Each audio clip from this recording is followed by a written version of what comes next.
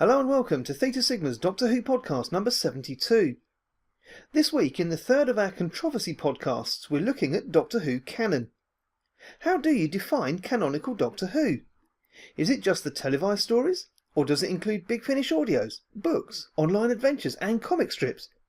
Or is Doctor Who Canon simply what you choose it to be? Apparently the BBC doesn't even hold a position on Doctor Who Canon. According to Wikipedia, unlike the owners of other science fiction franchises, the BBC takes no position on canon, and recent producers of the show have expressed distaste for the idea. The term has recently begun to appear in mainstream press coverage following the popular success of the 2005 Doctor Who revival.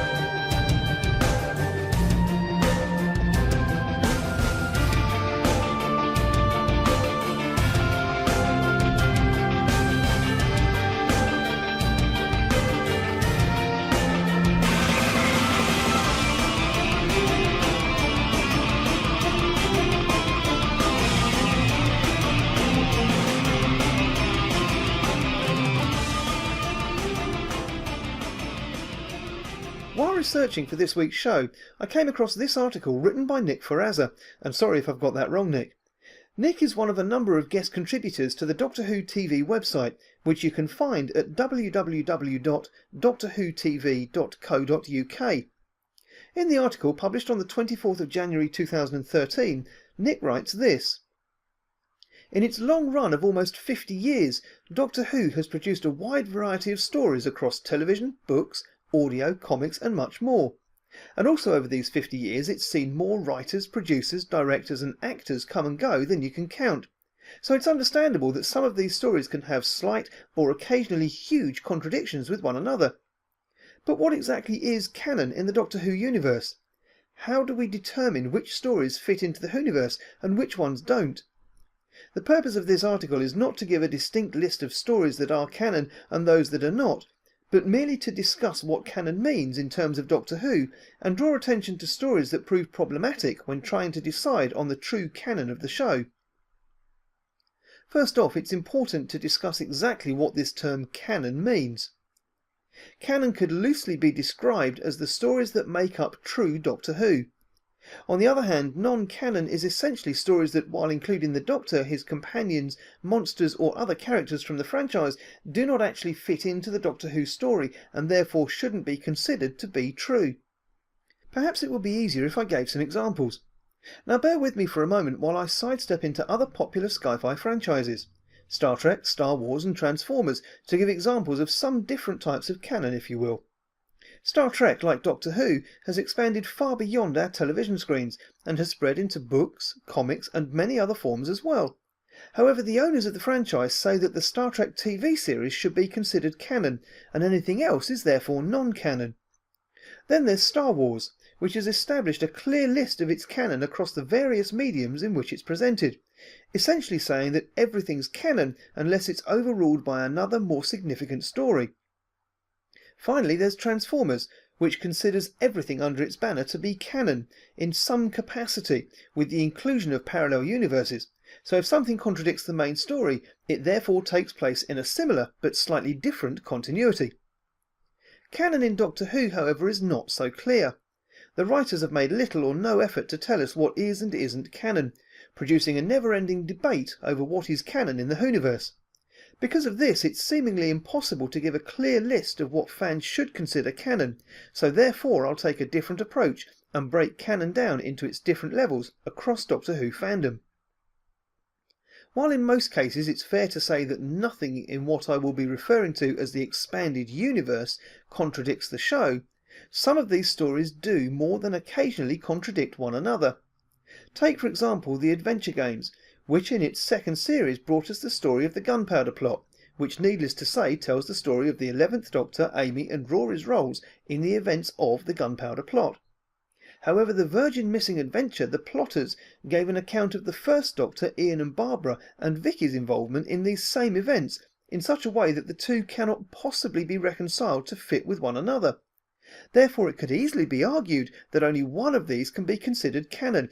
But which one? The true answer to this question we may never know. So all that can be done in these circumstances is for the individual fan to decide for themselves what is and isn't canon. Then of course there are the stories from the expanded universe, which have been adapted into TV stories. Take for example the Virgin new adventure Human Nature. In this story the Doctor finds himself being pursued by an evil family of aliens. His only means of escape is to remove his Time Lord essence and replace any memories he has of being a Time Lord with the memories of being an English boarding school teacher in 1914. Those events taking place in the lifetime of the 7th Doctor. Sound familiar? Well, it should do, because in 2007 it was adapted into the two-part 10th Doctor television story Human Nature and Family of Blood, leaving fans with a dilemma. Both stories were important to the lives of their corresponding Doctors, but only one can be canon. Are we really to believe that the same thing happened to the Doctor twice and he never realised? A similar problem is presented with the Big Finish 6th Doctor story Jubilee, which later became the 9th Doctor story Dalek, and the 10th Doctor comic story The Lodger, which later became a television story for the same name featuring the 11th Doctor. Similarly, there's the unfinished 4th Doctor TV serial Shada, which was later adapted into an 8th Doctor webcast of the same name. Now it might just be easiest to consider the television story the canon one in these cases, but can we even consider the TV series canon? So you're probably sitting there thinking to yourself, at least we know that everything in the TV show is canon. But do we? Really? The TV series itself has contradicted itself many times over. An example of this is the Doctor's age, which is frequently changing from story to story. One moment he's several thousand years old, and the next he's 903. Then of course there's the debate over whether or not the new series is canon. Why wouldn't it be, you ask? Well, believe it or not, there are those who still refuse to consider the new series canon, even after stories such as School Reunion, Human Nature and The 11th Hour, which all seem to clearly state that the 2005 series is a continuation of the original 1963 series. So why should anyone think otherwise? Personally, I don't know the answer to that question because I'm not one of those people. Perhaps the new series just lacks the classic series charm that some people first fell in love with, but we'll never know. Believe it or not though, there is evidence to suggest that this is in fact the case. The new series isn't canon. Aside from the issues created once again by the Doctor's age, there's also the issue of the human Time Lord meta-crisis. In the Series 4 finale Journey's End, the Doctor says that it's impossible and should never happen, even going as far to say what a terrible thing it is. But then during the 1996 movie, which may or may not be considered part of the classic series, the Doctor states that he himself is half human. Since then, the IDW comic series The Forgotten has attempted to fix this by saying that the 8th Doctor was lying, but this solution is still problematic at best. And there's the issue of the entirely different accounts of the Mars space program in the late 21st century, as first depicted in The Seeds of Death and then once again in The Waters of Mars, both stories having vastly different views on it. Then there's a little story called Death Comes to Time, starring Sylvester McCoy. This flash story was released as a webcast on the BBC's website. What's so important about it? Only the minor fact that the Doctor dies at the end of it. So obviously it's non-canon, right? Well, it may surprise you to know that some fans actually consider this story to be canon and therefore see the TV movie and the revived series as non-canon. Throughout this article I've presented various examples of issues in Doctor Who's canon, or lack thereof. I haven't even discussed problems like Season 6B, the Target novelisations or Scream of the Schalke, but I would suggest that fans go and research these topics if they wish to know more about Doctor Who's canon. I guess the only way that it can be truly described is with those famous words uttered by the 10th Doctor himself, wibbly wobbly, timey wimey. But wait, perhaps this is the answer. Perhaps we're all considering this whole canon thing in too literal a way. This is a show about time travel after all. What's to say that with all the paradoxes, aborted timelines and alternate universes, plus all that meddling and interfering that the Doctor is famous for, that stories can't repeat themselves? Who's to say that the Doctor didn't meet Guy Fawkes in his first incarnation and then again in his 11th incarnation, and that somewhere in between one of his adventures altered the original cause of events? Maybe he or someone else has even altered his own timeline a little, whether intentionally or otherwise, so that he found himself living through the events of human nature twice. We may never know the truth about canon, and this debate may go on forever, but at least we can be thankful for the wide range of stories that we've received over these 50 years of Doctor Who. Well, for me, that's a great article that underlines all the major problems with trying to work out Doctor Who canon. And for more brilliantly written views on different aspects of the Whoniverse, head on over to www.doctorwhotv.co.uk.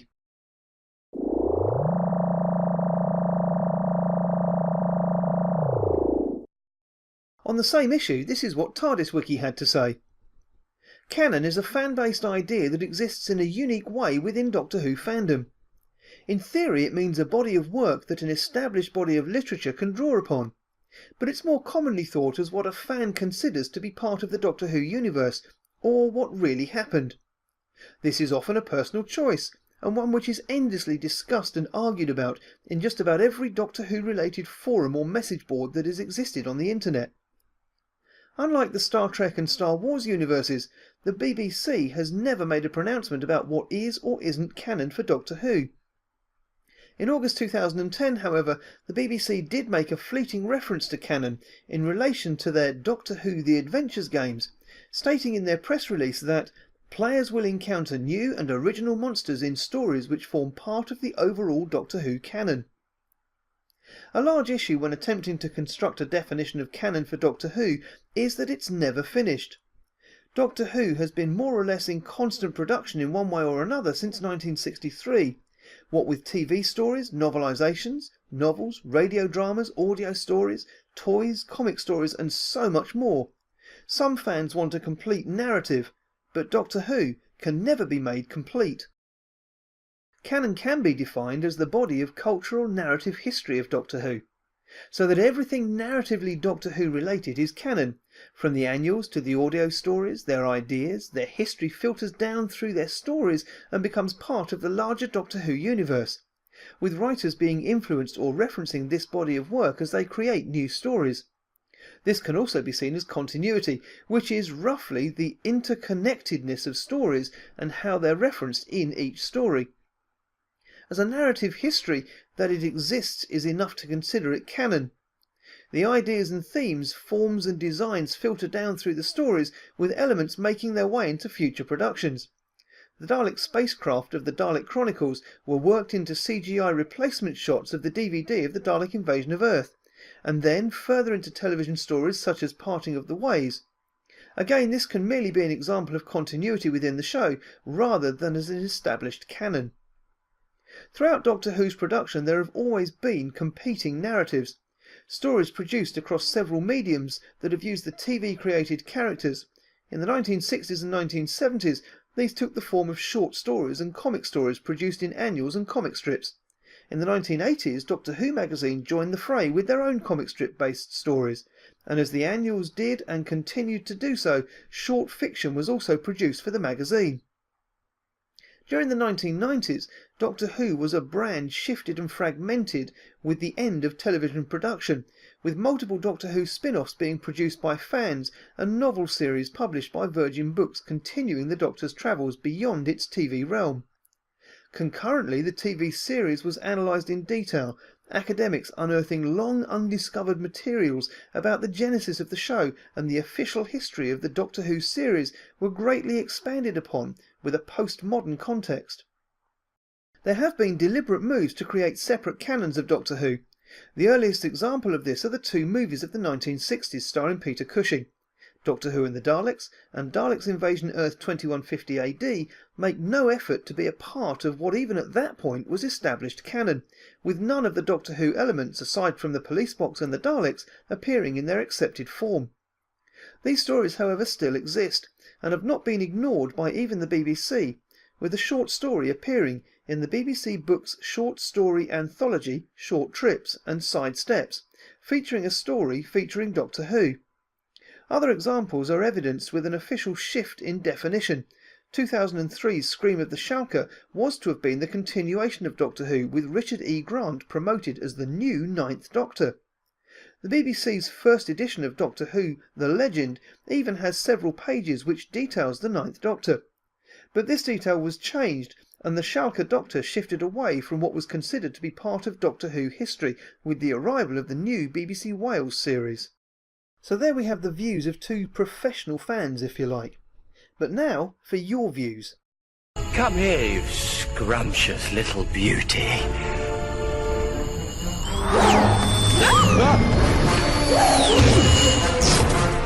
A box? Doctor, what is it?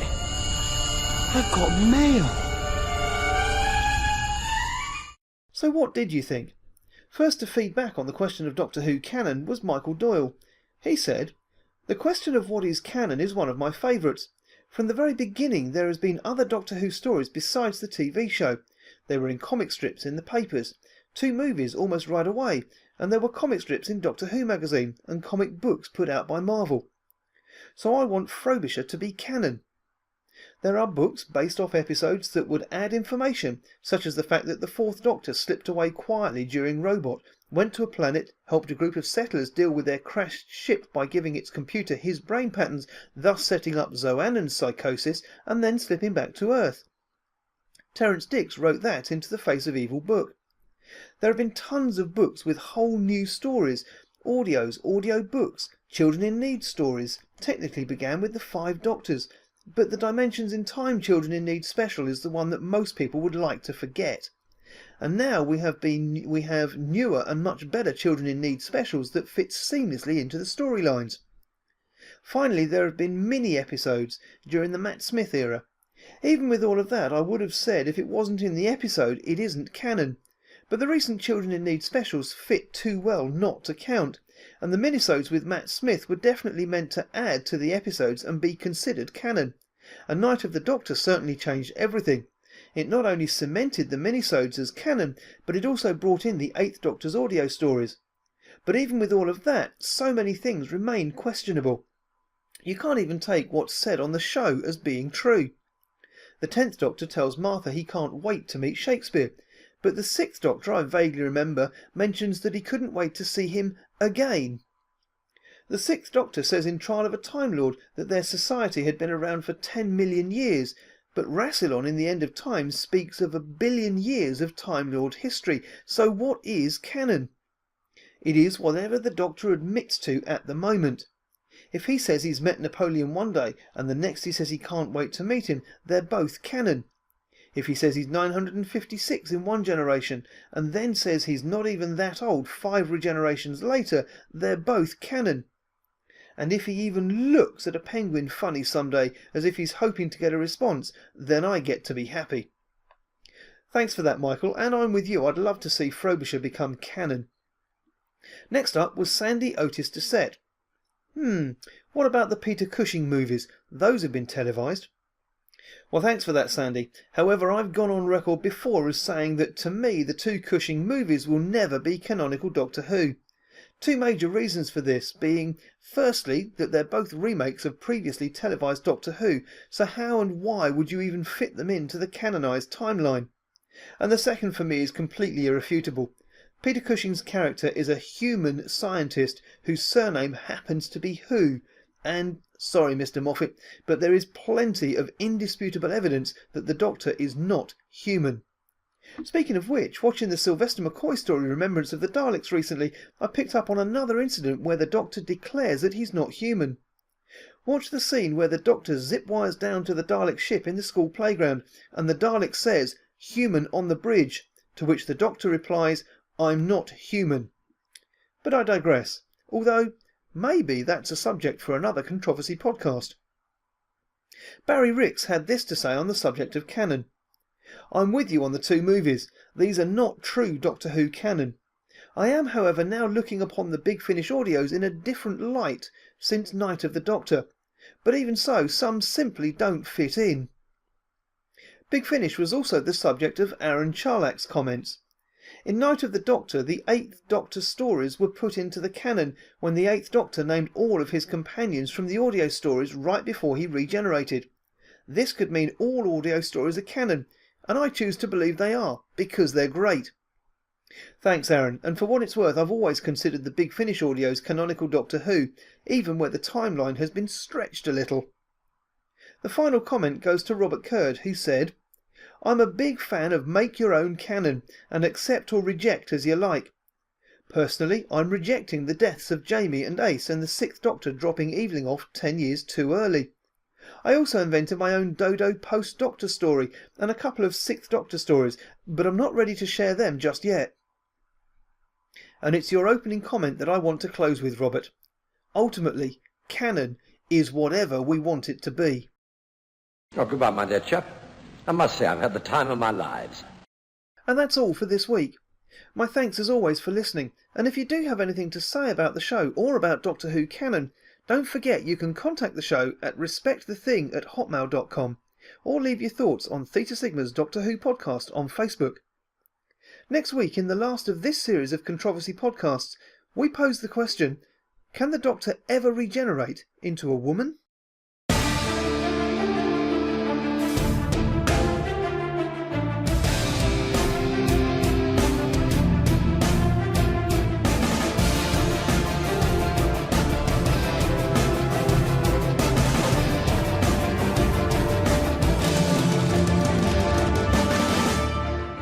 Thank you for listening to Theta Sigma's Doctor Who podcast. Doctor Who and its associated shows are all copyright and property of the BBC, and no infringement is intended.